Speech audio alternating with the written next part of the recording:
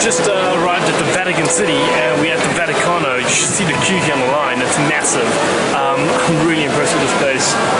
Wow, it's really stunning and you've got to check it out. This is Rome, this is the Vatican, this is the Vaticano.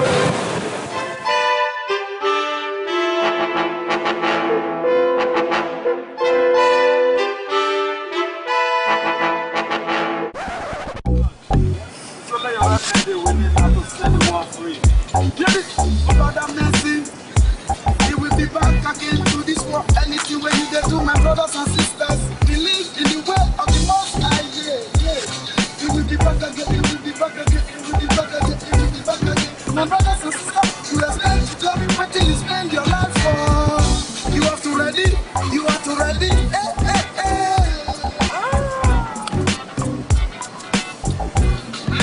Let's be back again. So you guys are all from, you're all currently in Italy, right? And so we've got one Nigerian, an Austrian, and another Nigerian. Yeah. And we're all sitting in the Vatican. Yeah, no. All right, so you are a full-out performing artist? Yeah. Okay, and what's your name? Yeah, I also rock, represent Africa and all over the world. All right, okay. And your name is again, sorry?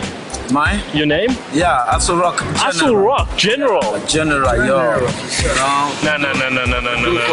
This is way too breaking stereotypes. Do for real, Yeah. And okay, and you two are brothers. Yeah. Okay, and you, Big brother. he's your big brother. Yeah. You're the little brother, and you are the girlfriend. You're the wife. Yeah. Wife of the younger brother. of the good-looking brother. The cool African family. I love it. Africa remains great. Welcome, South Africa!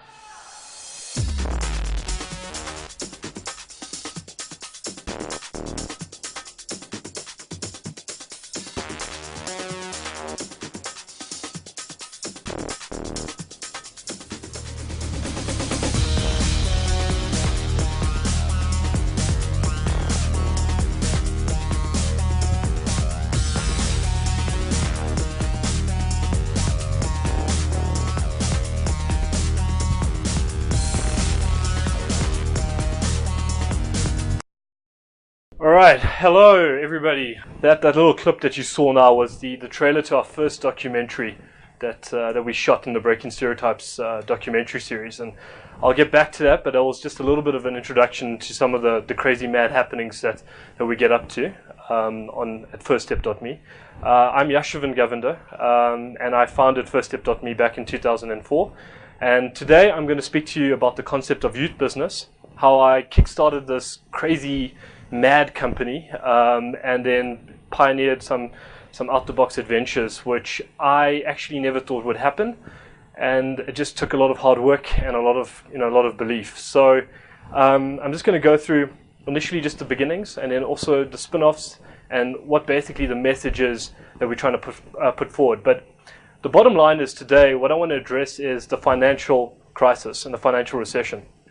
It's an ongoing issue, and we need to be a little bit more creative about addressing it. And I think people need to start thinking out the box. My parents sent me off after taking a gap year off to university. The funny thing is, after university, is that when I'd finished high school, I had no clue what I wanted to do. I mean, it wasn't really easy for me. I'd finished high school, and then I got into the big wide world, and no one knew who I was.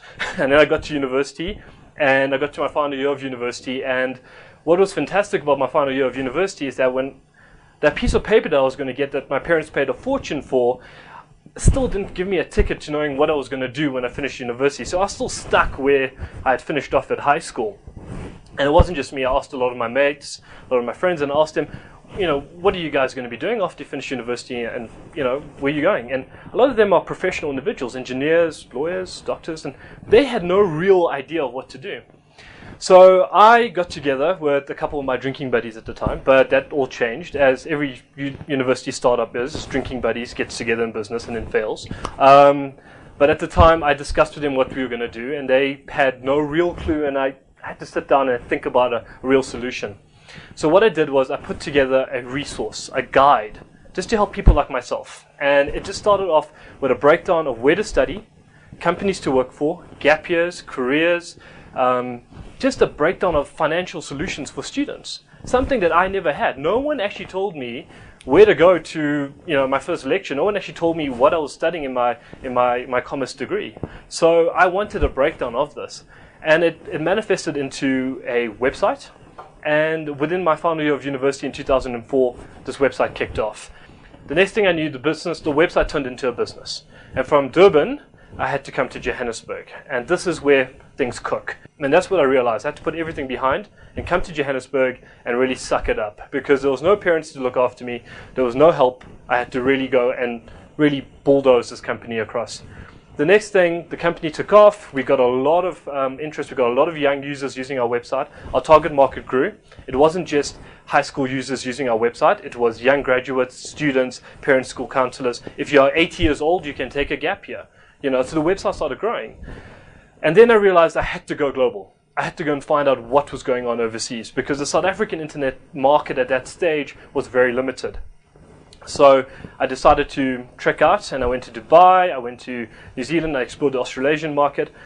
And at that stage, and even in Singapore, even though I was the tallest man in Singapore, I realized at that stage that there's something cool about running an online business. You can run an online business from the moon. You could literally be on the moon and run an online business. You could have good internet connection, mobile connection, whatever it is, and you could operate an online business. It's not that hard.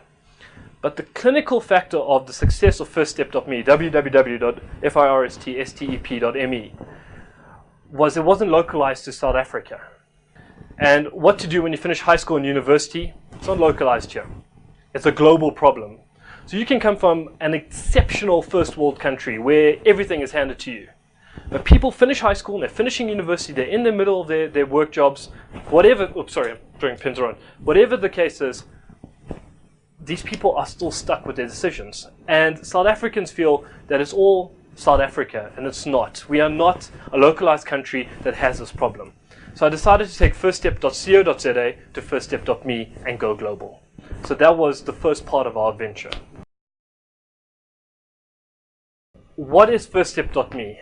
Firststep.me is basically it's been put forward in the public as the Rolling Stones magazine of the careers market. It's fun, it's sexy, it's different. We're not a sort of publication, we're an online publication, we're an online magazine that provides us information on higher education, companies to work for, gap years, careers, and youth business now. We also talk about how to go and start your own companies.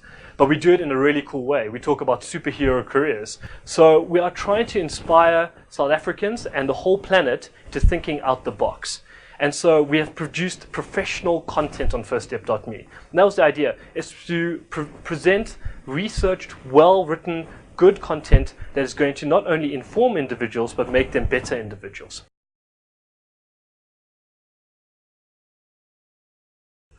So the concept and the idea behind tonight is I'm ending it off a little bit more serious than it started off because it was quite fun and funky when we started off. But the idea is we need to get real about business. And we need to get real about ourselves. Whether you're marketing yourself, whether you are going to study and further your education, whether you're going to kickstart a business, the concept and the underlying solution is that you need to treat yourself as a business. Every individual here in this classroom, every individual out there, whether or not he's a waiter or whether or not he's a bus driver, that person is a business. They have a contract with their employer. A person who's a student has a contract with their university or college. They have to fulfill it. You are a business. You start treating yourself like a business, I promise you, you'll have that spirit that will kickstart so much more opportunities down the line.